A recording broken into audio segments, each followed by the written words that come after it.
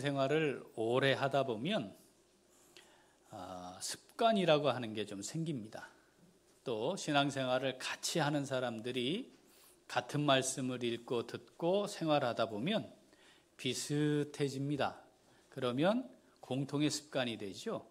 그 공통의 습관들이 오래 지속되면 전통이라고 하는 게 만들어집니다. 우리 교회가 56년 됐거든요. 우리 교회 전통은 뭘까요?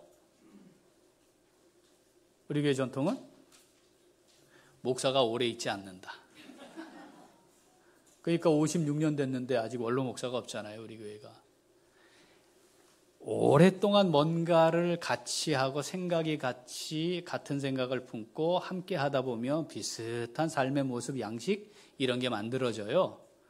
그것이 시간과 세대를 지나면서 자리를 잡으면 그걸 뭐라 한다? 전통, 이렇게 말해요.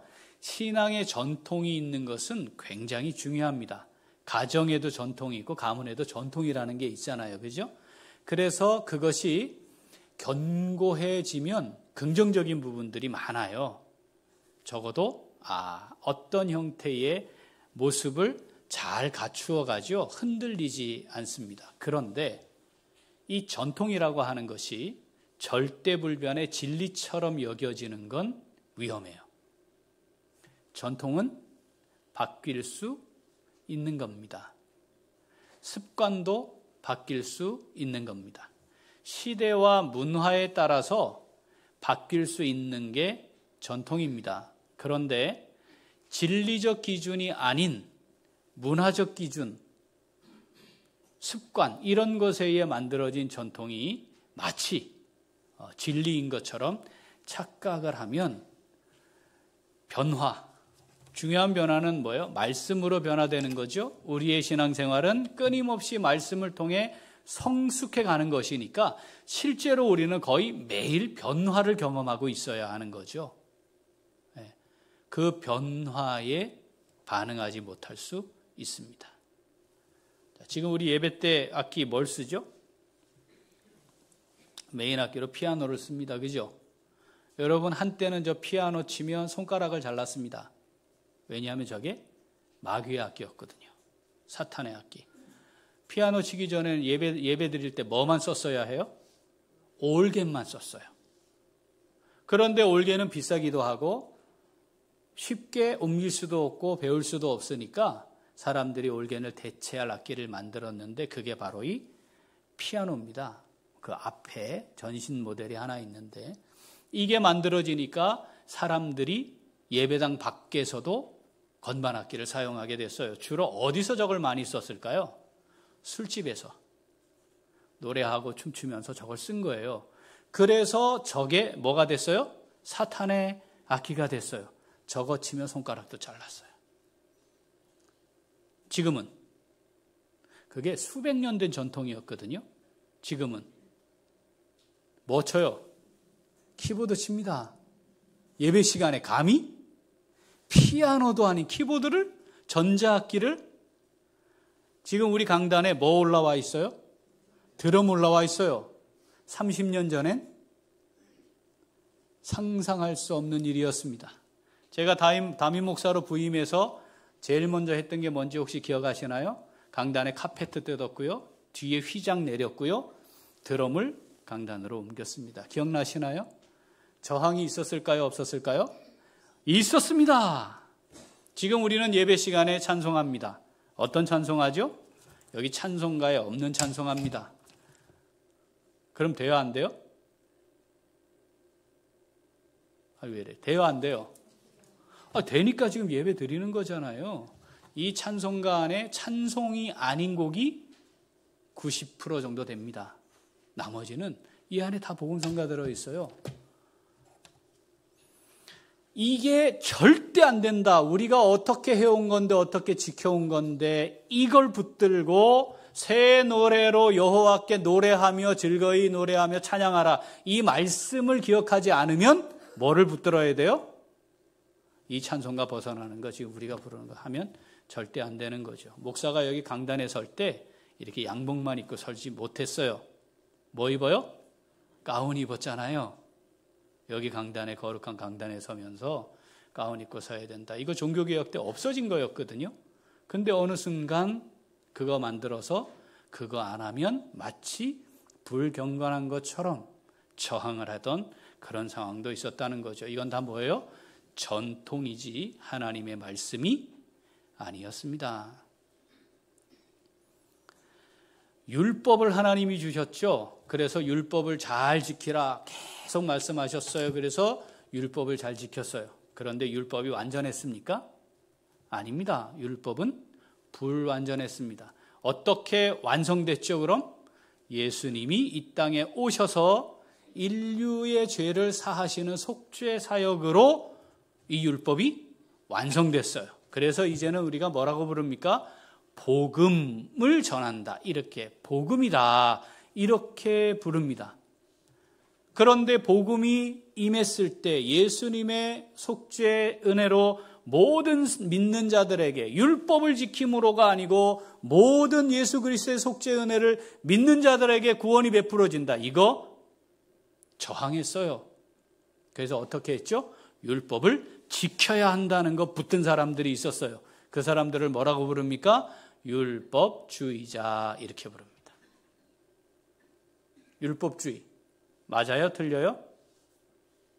율법주의 맞아요? 틀려요? 다시 율법주의 맞아요? 틀려요? 틀립니다. 율법주의는 틀린 겁니다. 복음으로 완성된 구원의 은혜를 우리가 믿지 율법을 지켜야 구원받는다. 이게 율법주의란 말이에요. 율법주의 맞아요? 틀려요? 말이 되질 않아요. 틀려요. 처음 예수님이 이 땅에 오셔서 하나님의 이 구원의 은혜를 선포했을 때 받아들였어요? 저항했어요? 저항했습니다. 어떻게 저항했죠? 예수님 십자가에 못 박아 죽여버렸어요.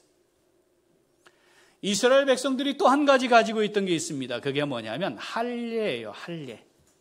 난지 8일 만에 할례를 행한 자만이 하나님의 언약 백성이라고 믿었어요. 그거 누가 세우신 거예요? 하나님이 세우셨거든요. 그러니까 하나님께로부터 시작된 게 맞아요. 그래서 할례 받아야 언약 백성이다. 이걸 주장하는 게 나쁘지 않았어요. 그런데 하나님이 원래 인류 구원은 내가 처음 가졌던 완전한 인류 구원은 예수 그리스도의 속죄의 은혜로 주어지는 거야 말씀하시는데 할례를 붙들고 있던 사람들 받아들였습니까? 안 받아들였습니까? 안 받아들였습니다. 상당한 시간이 있었고 충돌을 경험했지요. 그런데 하나님의 말씀과 그 뜻이 무엇인지 제대로 알면 이건 하나님의 뜻이기에 받아들여야 하는 거였습니다. 하나님의 뜻이면 받아들이실 거죠? 하나님의 말씀이면 받아들이시는 거죠? 하나님의 말씀에 순종하며 살기로 결정하신 거죠? 이스라엘 백성들이 말입니다. 눈 들면 구름기둥 불기둥 하나님의 임재를 봤어요. 아침 시작할 때 나가서 만나 메추라기 하나님이 주신 기적의 음식을 먹고 하루를 시작했어요. 그런데 그 과정이 어떻게 했죠? 원망하고 불평하고 심지어 하나님께 저항하고 대적도 했어요. 뭘 먹고 그걸 했다고요? 하나님이 주신 기적의 음식을 먹고 그 일을 했어요. 우리는 하나님의 뜻이면 하나님의 말씀이면 전적으로 순종할까요? 자, 하나님의 뜻이면 하나님의 말씀이면 전적으로 순종할 수 있는 우리 모두가 될 수 있기를 소원합니다. 그런데 언제든 그렇지 않을 가능성이 우리에게도 있는 거죠. 하나님이 인류 구원 역사는 혈연, 지연, 학연 상관없다. 그렇죠? 그렇죠? 누구든 예수 그리스도를 믿는 모든 자들에게 남녀노소 빈부귀천 상관없이 믿는 자들에게 이제는 내가 구원을 은혜로 선물로 줄 거야. 이걸 보이신 거잖아요. 사도행전 11장 1절부터 읽어봅니다. 유대에 있는 사도들과 형제들이 이방인들도 하나님의 말씀을 받았다 함을 들었더니 베드로가 예루살렘에 올라갔을 때에 할례자들이 비난하여 이르되 내가 무할례자의 집에 들어가 함께 먹었다 하니. 아멘. 뭐를 들었대요? 하나님의 말씀을 받았다. 들었대요. 그럼 어떻게 반응을 해야 돼요? 이야, 놀랍다. 하나님이 이제는 이방인들에게도 말씀을 주시고 말씀을 받게 하시는구나. 이래야 되는 거잖아요. 그런데 어떻게 했다고요? 베드로가 올라오니까, 베드로와 여섯 형제들이 올라오니까 기다렸다는 듯이 할례자들이 일어나 비난했대요. 비난 내용은 뭐라고요? 아니, 네가 할례자라서 어떻게 하나님이 금지하신 무할례자 집에 들어가서 그들과 교제하고 거기서 지내다 왔다고? 라고 말한 겁니다. 그들의 말의 시작은 하나님이었습니다. 왜냐하면 할례를 베푸신 분이 하나님이고 그 제도를 세우신 분이 하나님이니까 그것을 붙들고 아름다운 전통으로 지키는 거, 그거 중요합니다. 그런데 이제 하나님이 예수님을 보내셔서 야야야, 그런 거 아니었어. 그게 과정이었을 뿐이야. 완전한 건 뭔지 아니? 예수, 내 아들 예수를 믿는 자들에게는 그런 모든 차별이 없이 모든 사람들에게 구원이 임하는 거란다. 3년 동안 가르치시고 전파하시고 고치시는 일들을 통해 말씀하셨어요. 그리고 생명의 위협 가운데 있으면서 나는 그 예수를 따르는 사람입니다 하고 지금 모여 있는 거예요. 핍박이 나가지고 박해가 나서 전부 다 흩어지고 겨우 사도 남았고 그 사도들과 일부 사람들이 겨우 남아있는 그 그룹인데 왜 남아있다고요? 예수님을 위해 내 생명 바치겠습니다 하는 사람들이에요. 그런데 지금 뭘 이야기하고 있어요? 할례와 무할례를 이야기하고 있는 거죠. 한때는 아름다운 전통이었습니다.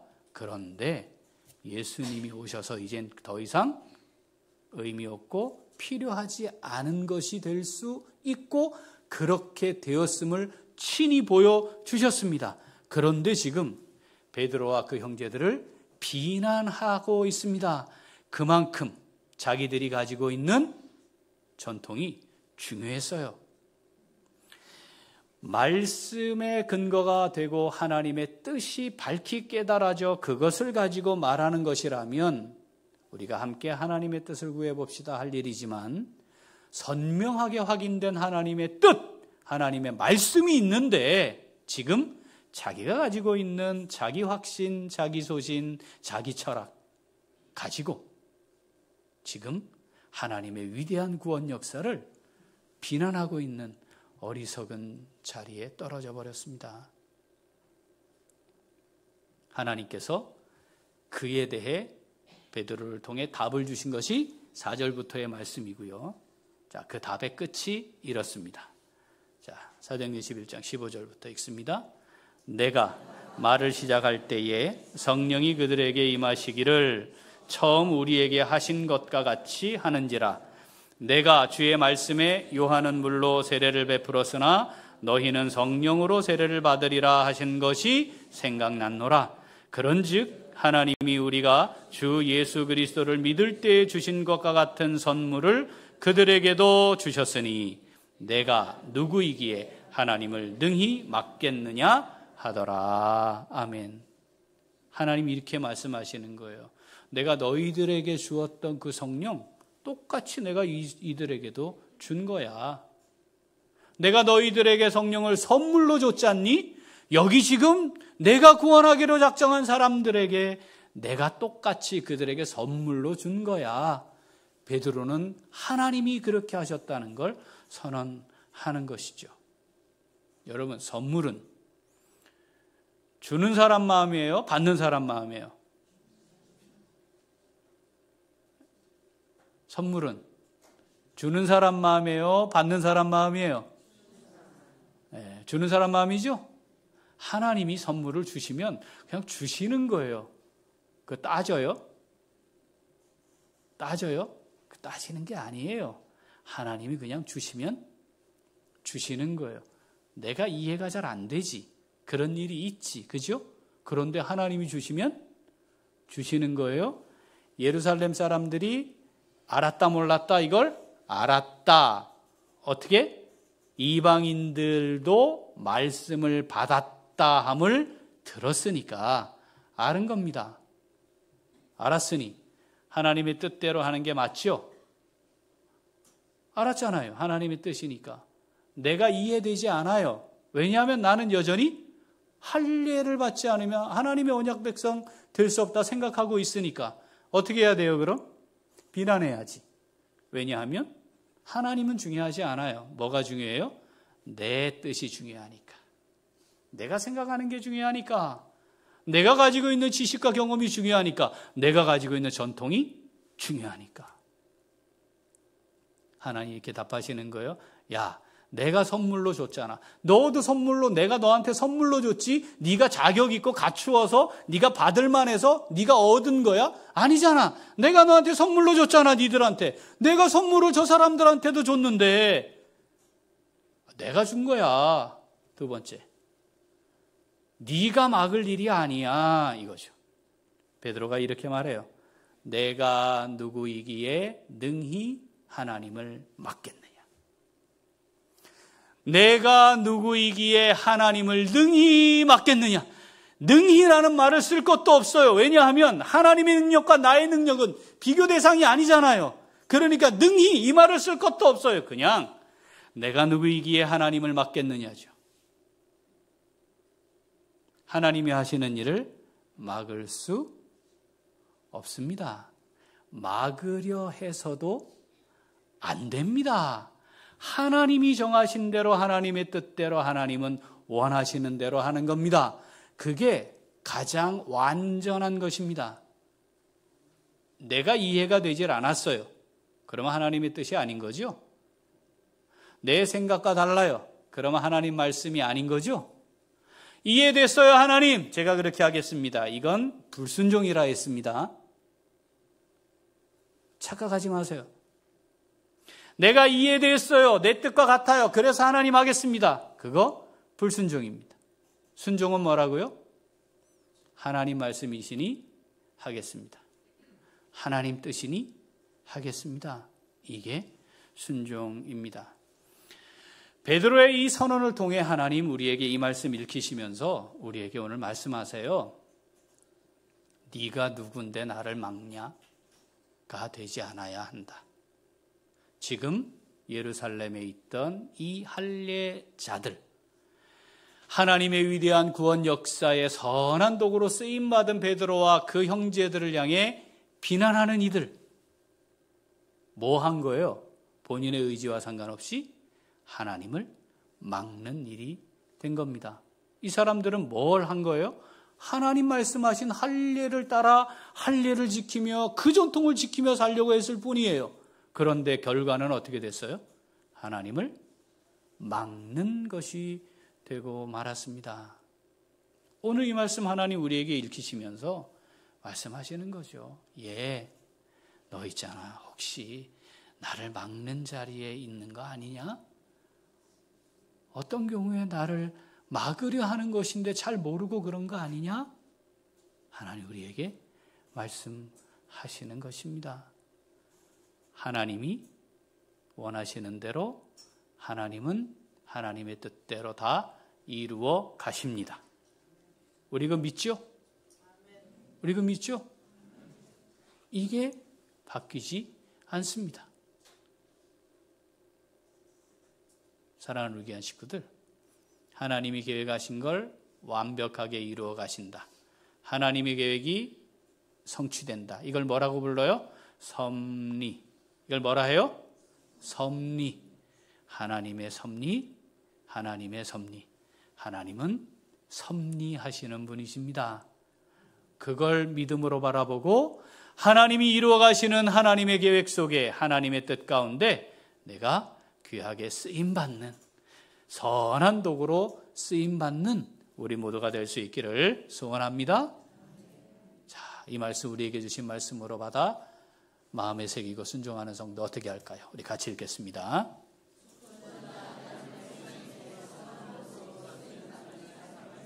한 번 더.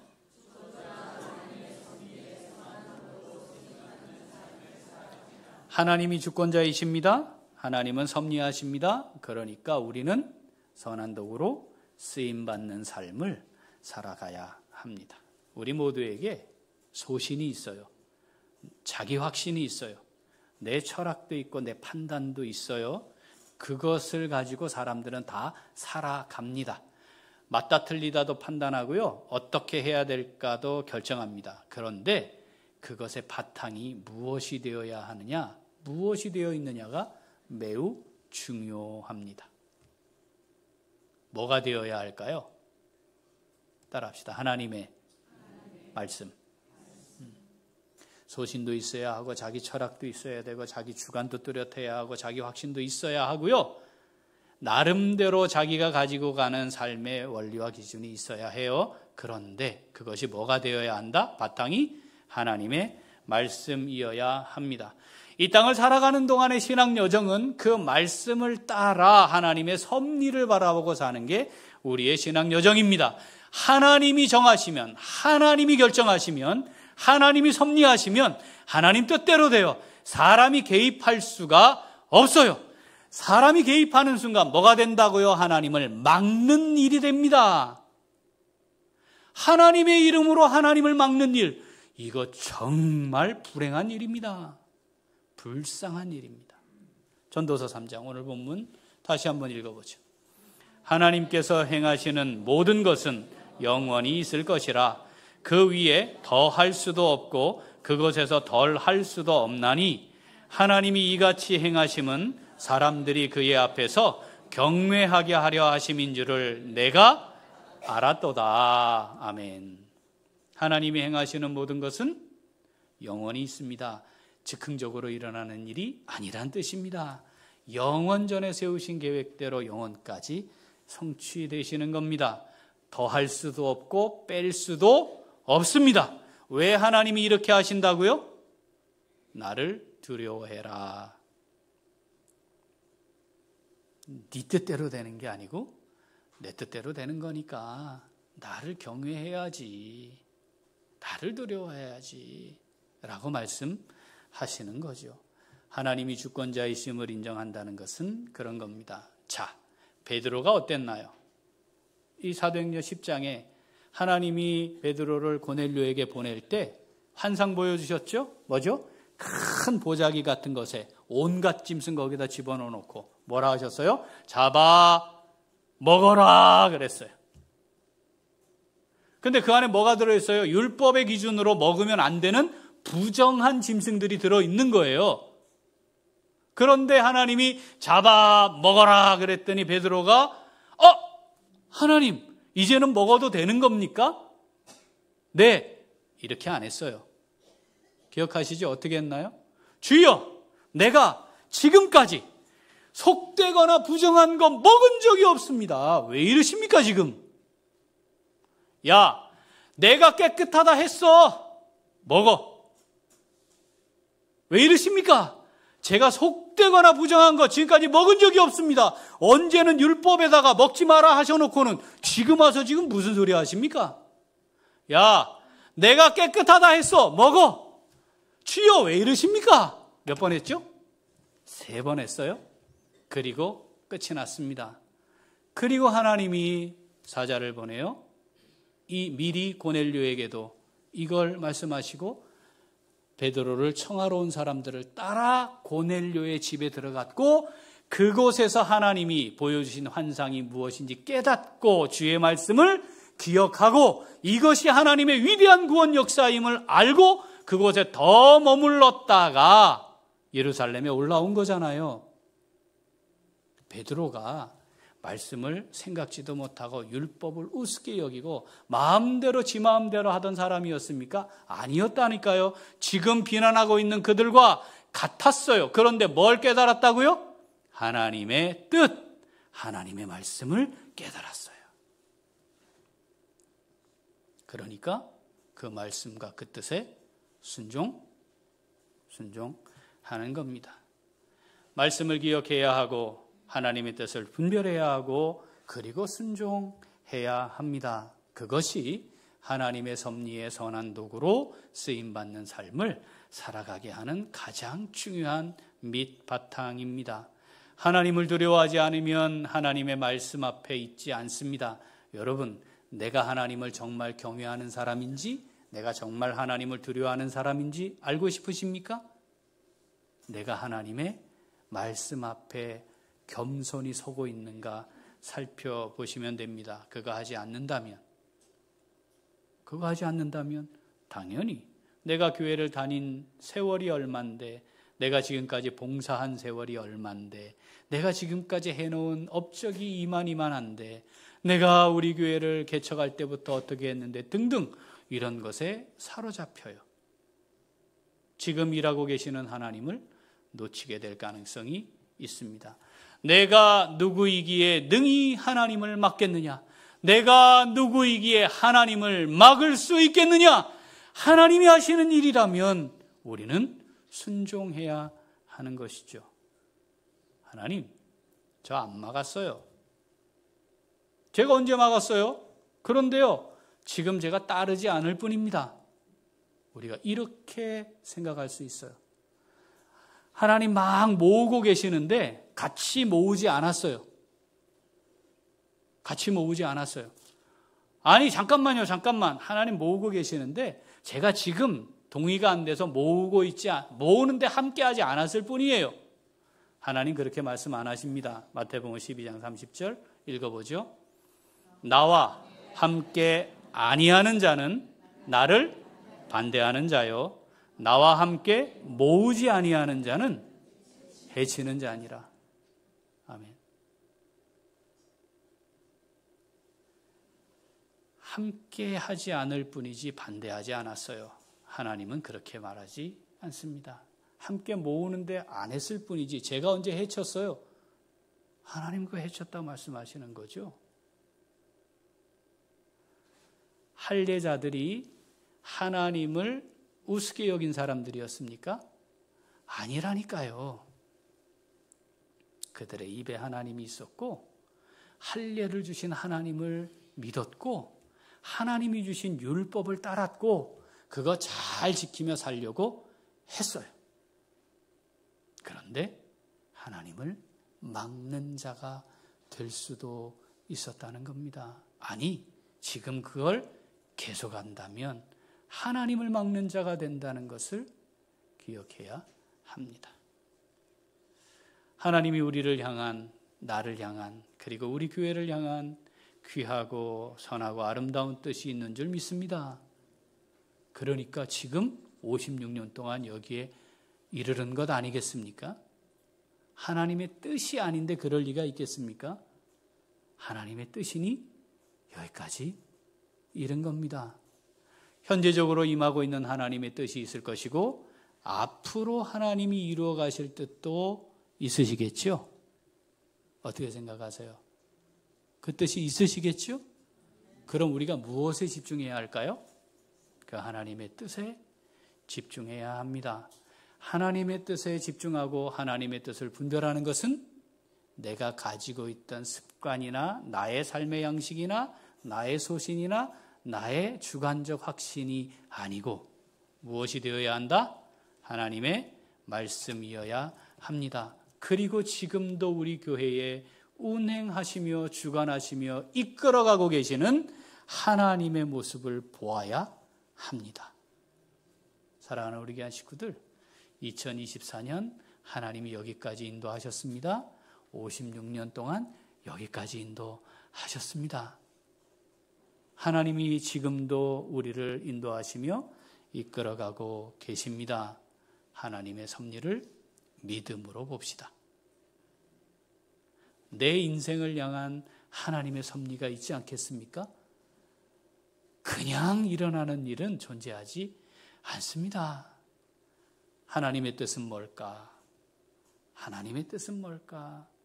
하나님이 섭리하실 텐데 하나님의 뜻은 뭘까? 이것을 먼저 생각하고 하나님의 뜻을 구하는 것이 신앙생활입니다. 그 하나님의 뜻을 밝히 깨달아 알아서 섭리하시는 하나님, 우리 섭리하시는 하나님 믿죠? 하나님 섭리하시죠? 모든 일을 주관하시고 하나님의 뜻을 이루어 가시는 거 맞죠? 그렇다면 섭리하시는 그 하나님께서 이루어 가시는 멋지고 위대한 역사에 베드로가 그랬던 것처럼 선한 도구로 귀하게 쓰임 받다가 주님 앞에 설 수 있는 우리 모두가 될 수 있기를 소원합니다. 아멘. 기도하겠습니다. 하나님 아버지,